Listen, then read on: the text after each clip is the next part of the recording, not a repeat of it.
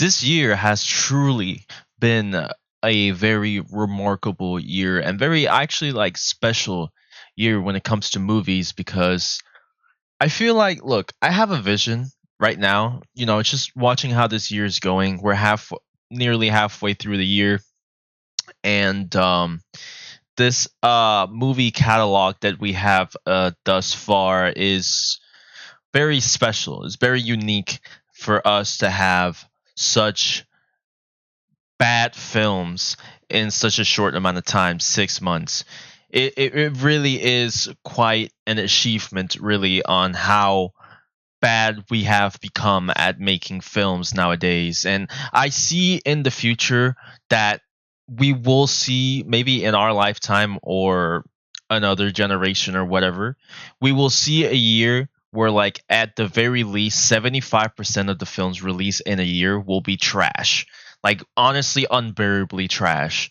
It would be a competition to which movie is decent. Like, the Oscars will be like, not even what's best picture, it's like what's decent picture. I feel like down the line they're gonna switch the entire title to the awards because it's getting really bad. You know what I'm saying? Like, this year we've had like 5, 6, or 7 films. Then again, we're only 6 months in, but at the same time, you truly think about it, then you're like, that's kind of a wide spread to the amount of movies that's been released. Like, thus far last year, I only saw 35 films. This year, I've already seen 25. Only 6 of them, 7 have been good. Like, in my opinion, they've been really good. Everything else is like mid or just blatant trash. And I know I'm taking a long time with this intro, but I'm really just pissed off about this entire thematic of like garbage movies.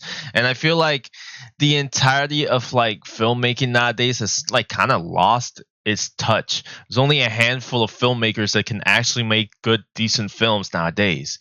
And even then, sometimes they even miss the mark. I don't know what the fuck it is. I don't know if they're just not investing money as they should. They're just buying too many yachts, fucking dieting everybody for like fitness and shit instead of like actually getting good actors or like getting their actors to do a good job or their writers to do a good job or fucking anybody in their fucking production team, really. Nonetheless, let's talk about this fucking Netflix movie. Let's just start off by saying this movie is boring. It's long as shit. It's really, honestly, just a waste of fucking time. And its narrative is very confusing because, like, at the beginning of the film, it goes like, oh, AI is bad. AI is going to take over the world. The most generic technology fucking plot line of all time. But then towards the end of the movie, no spoilers. Actually, fuck it. If you give a fuck about spoilers, let me just say one thing. If you give a fuck about spoilers about this movie, you need to rearrange your priorities, okay? But I'll just leave the spoilers to the end. But the entire narrative of the movie is kind of contradicting into a sense. Like, it starts one way and it ends another. And you're like, what the fuck was the point of even the entire road at the end of the day? And, like, there's so many things this movie borrows from other films. Like, it borrows from one of my favorite films from the Marvel franchise. It borrows it heavy. Like, it's just so blatantly like the same like narrative in a way. It borrows so much from that film. And there's a lot of humor. This movie is like heavy on the humor. It has a lot of humors, and I feel like it does kind of do a good job, especially when Smith is there. I think Smith is probably one of the only, if not, well, I mean, one of the only like 2 likable characters in the entire film, or like good to be on screen with. Smith is an AI. Like, I don't know, man. This film is really just messy. It makes no sense. This movie has like a very generic Disney type of like pacing. And what I mean by Disney type of pacing is like you're following this main character, and then it's just all of a fucking sudden everything goes fucking right for the main character. And there is a point in the film, like, again, if you can, let's just start getting into spoilers. I don't give a fuck, and neither should you. Like, there's a point in the film where they're like fighting and they destroy Smith, his thing. And then they kind of like revive and then just become alive again, and then he has like no equipment anymore, and then suddenly he just pans to a fucking corner with a bunch of tubes and shit and just suddenly broken arms, and he goes, I'll get to building. And then they just build they just rebuilt the entire forearm in like 4 seconds. Like there's also these colors that give you oxygen for like 10 minutes or 5 minutes. We had Elias, which was like the leader of the entire crew that was going into the fucking planet. He was like with that collar for like 3 hours at least, like actually an entire fucking day. Actually, he was still like perfectly alive and like alive to the perfect moment, to the point where he actually survived to the end, and to a certain extent, with that collar that only lasts like 20 minutes, by the way, 20 minutes of oxygen, he lasted 36 hours. And not only that, and he actually saved Atlas's life, which is fucking stupid, bro. There's so much continuity issues in this movie. There's so much contradictions. Like shit goes from like I hate you to actually, you know what, I love you. Let's go.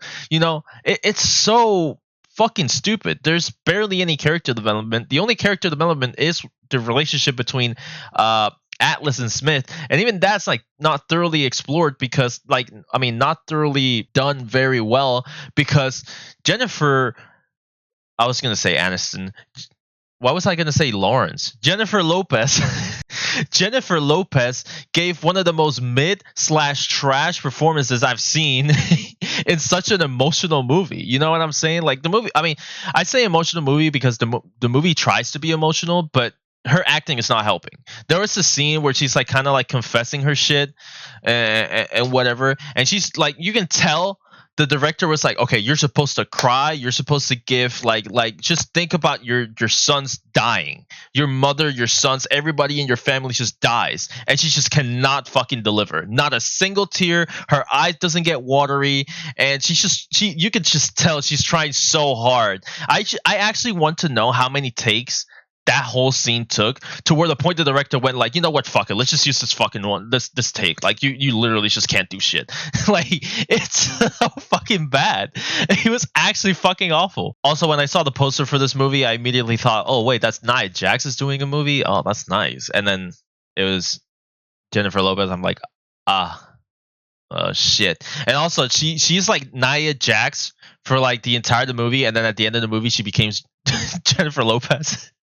Like her look completely changes. I know that's like not even like relative to the fucking story or anything, but I'm just saying, like, I thought that was funny. The movie also drags a lot. The ending is dragged so hard, and honestly, it's painfully obvious. The ending is the most obvious thing you could possibly imagine, and if you're like halfway through the movie and you think about the ending from the halfway through the movie, is you by whatever fucking reason makes you actually want to watch this movie, you can already predict it. You're already like, okay, this is what's gonna happen, and then that's gonna happen, and then that's just how it's gonna go for real. It also has like this Twitter shot baiting shots. Like you can tell they tried to like have like just some unnecessary cinematography moments for the sake of having cinematography moments, to have like people on Twitter screenshot the movie and go, wow, Atlas's cinematography is really good. Not saying it's bad. I mean, it's actually kind of decent. I mean, like, it's probably like one of the only compliments I can genuinely give the movie is like it has pretty decent like shots and CGI at times, and it also has, I don't know, it kind of has the standouts to a certain extent, but it's mostly like visually. Like visually, it's pretty damn impressive. You know, it's not the greatest, it's still wonky at times and whatever, but it's still pretty damn impressive. And another compliment would be like Harlan, which is like the main villain.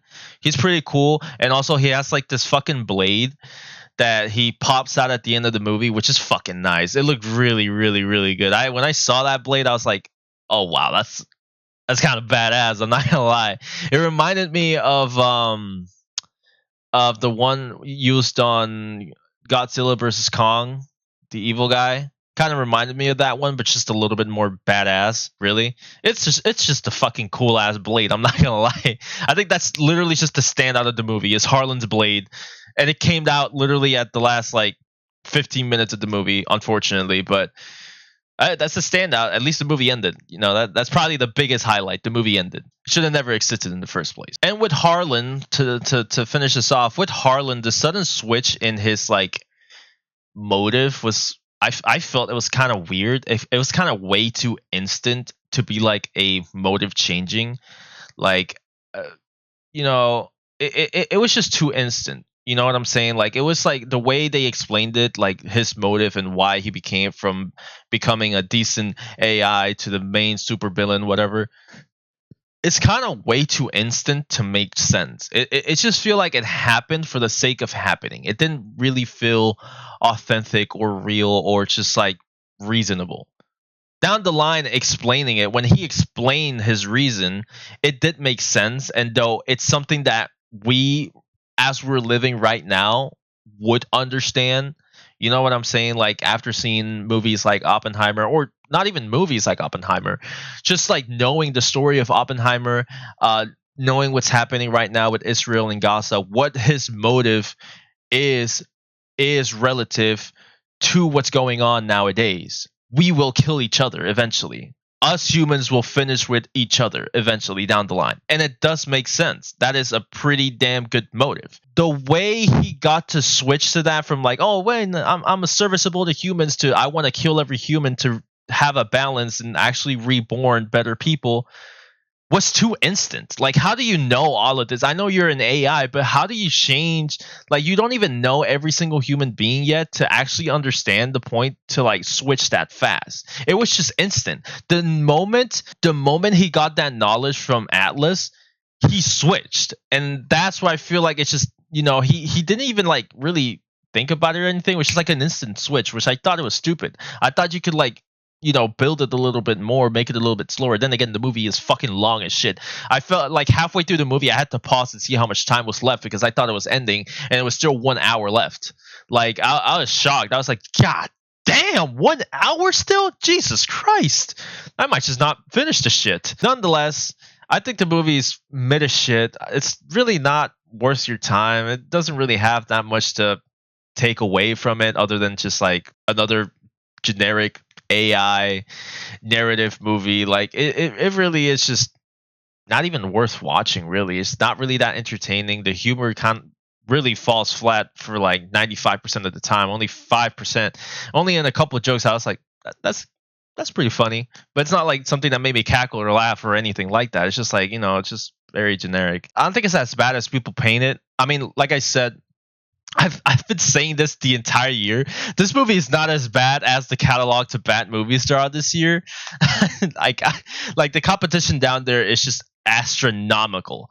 But I would say this is kind of like a step up from all of those films, because on other films you have like horrible everything. On this one you have at least decent things here and there. But not to say that this movie is good at all. So giving this movie a rating, I'll give it like a 3.5, a 3.5, maybe a 4 if I'm feeling nice, but right now I'm not feeling nice, so I'll give it a 3.5. It's really not that good. It's really not even worth your fucking time. It's long as shit, and I don't even think like you chilling. This would be a movie that you press play and you do something else.